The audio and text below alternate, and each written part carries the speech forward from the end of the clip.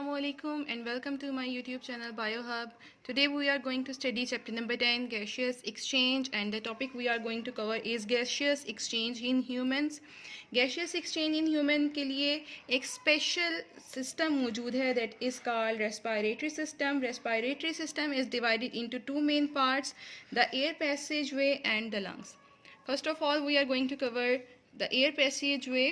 आपको पता है कि हमारे जो सिस्टम है अल्लाह पाक ने स्पेशल निज़ाम बना रखे हैं, तो हम आज रेस्पिरेटरी सिस्टम में देखते हैं कि हवा किस तरह से सबसे पहले रेस्पिरेटरी सिस्टम में दाखिल होती है. The air passage way consist of the parts through which the outside air comes in the lungs and after the gaseous exchange it goes out. सबसे पहले हवा दाखिल हो रही है सिस्टम में नेज़ल कैविटी के ज़रिए से, नोस्ट्रल्स के ज़रिए से. ये टू ओपनिंग्स हैं जिनके ज़रिए हवा दाखिल होती है. अब इस नोस्ट्रल्स में जो है बाल मौजूद होते हैं और म्यूकस मौजूद होती है. उसका मकसद क्या होता है कि वो एक तो फ़िल्टर करते हैं डस्ट पार्टिकल्स को, जम्स को, और उसके अलावा ये हवा का टेम्परेचर बढ़ा देते हैं, और इतना बढ़ा देते हैं कि वो बॉडी के टेम्परेचर के इक्वल हो जाता है.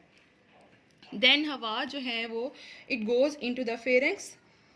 अब इसमें भी इंटरनल नोस्ट्रल्स क्या है, यानी कि ऐसे सुराख जिसके ज़रिए से नेज़ल कैविटी फेरेंक्स में खुलती है.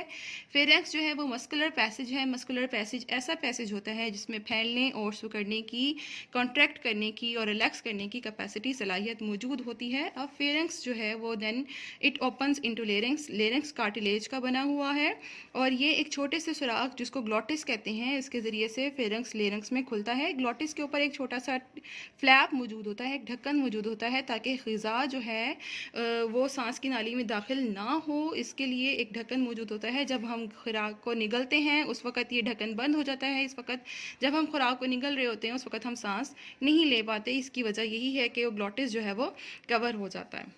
अब नेक्स्ट देखें जी, लेरिंग्स है. लेरिंग्स जो है continues to trachea, that is wind pipe. Trachea जो है वो कार्टिलेज का बना होता है, और ट्रैकिया में जब वाइब्रेशन प्रोड्यूस होती है तो साउंड भी क्रिएट होती है. That is trachea is also called the voice box.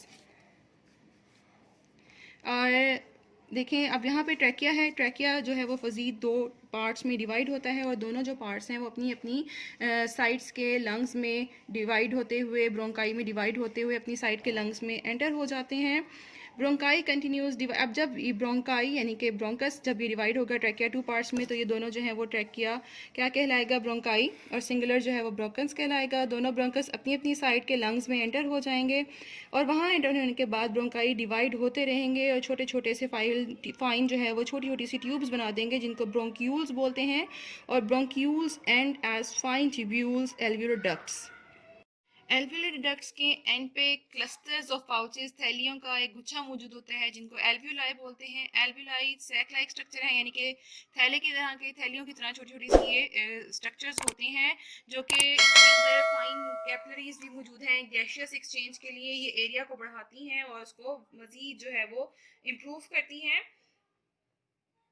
प्लमोनरी artery from heart. अब यहाँ पे हमारे पास हवा जो है वो लंग्स में दाखिल हो चुकी है. गैसियस एक्सचेंज हो जाएगा. जब गैसियस एक्सचेंज हो जाएगा तो लंग्स क्या करेंगे कि वो पल्मोनरी आर्टरी के ज़रिए से हार्ट को हार्ट जो है वो डीऑक्सीजनेटेड खून जो है वो लंग्स को भेज रहा है. किसके ज़रिए से, पल्मोनरी आर्टरी के ज़रिए से. और फिर लंग्स जो है गैसियस एक्सचेंज करने के बाद ऑक्सीजन को ब्लड में ऐड करेंगे, कार्बन डाइऑक्साइड को रिमूव कर देंगे. फर्दर गैसेस को रिमूव करने के बाद पल्मोनरी वेन्स के ज़रिए से ऑक्सीजनेटेड खून को वापस जो है वो लंग्स में भेज देंगे. Now we are going to see the lungs. Lungs क्या है? The alveoli on one side constitute a lung. There is a pair of lungs in the thoracic cavity. The chest wall is made of 12 pairs of ribs. यानी कि 12 जोड़े जो हैं वो पसलियों के मौजूद होते हैं, और उनको इंटरकोस्टल मसल्स कहते हैं. उसमें एक मस्कुलर स्ट्रक्चर मौजूद होता है जिसको डायफ्राम कहते हैं, और डायफ्राम के नीचे जो है वो लंग्स मौजूद होते हैं. क्योंकि ये सॉफ्ट ऑर्गन है, इनको नुकसान ना पहुँचे, इसलिए इनको अल्लाह पाक ने रिब्स के जो है वो स्ट्रक्चर के नीचे रखा हुआ है. अब लंग्स जो हैं वो डायफ्राम में हमने आपको बताया कि मौजूद हैं. लेफ़्ट लंग जो है वो स्मॉलर होता है, हैज़ 2 लोब्स, उसकी 2 लोब्स होती हैं.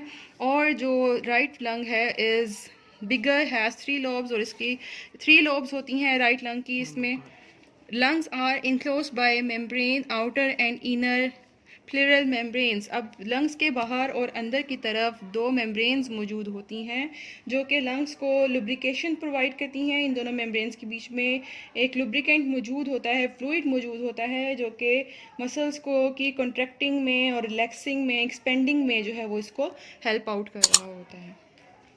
So today we have studied the air passageway and the lungs, how the air enters through the nostrils और किस तरह से गैशियस एक्सचेंज के बाद ऑक्सीजनेटेड ब्लड जो है वापस हार्ट में जाता है। लंग्स क्या है, लंग्स में किस तरह, लंग्स कहाँ मौजूद हैं, ये इंटरकोस्टल मसल्स रिब्स के नीचे जो है वो मौजूद हैं। डायफ्राम जो है वो इसको प्रोटेक्ट कर रहा है। डायफ्राम में जो है वो डोम लाइक स्ट्रक्चर होता है, गुंबद की तरह का स्ट्रक्चर होता है जो कॉन्ट्रैक्ट भी हो सकता है। आई होप जब ये वीडियो आप तक पहुंचेगी तो आप ईमान और सेहत की बेहतरीन हालत में होंगे। अब अगर आपने अभी तक मेरे चैनल को सब्सक्राइब नहीं किया है तो चैनल को सब्सक्राइब करें और फीडबैक भी ज़रूर दें अपना कमेंट्स में। Thanks for watching my video. अल्लाह हाफिज़।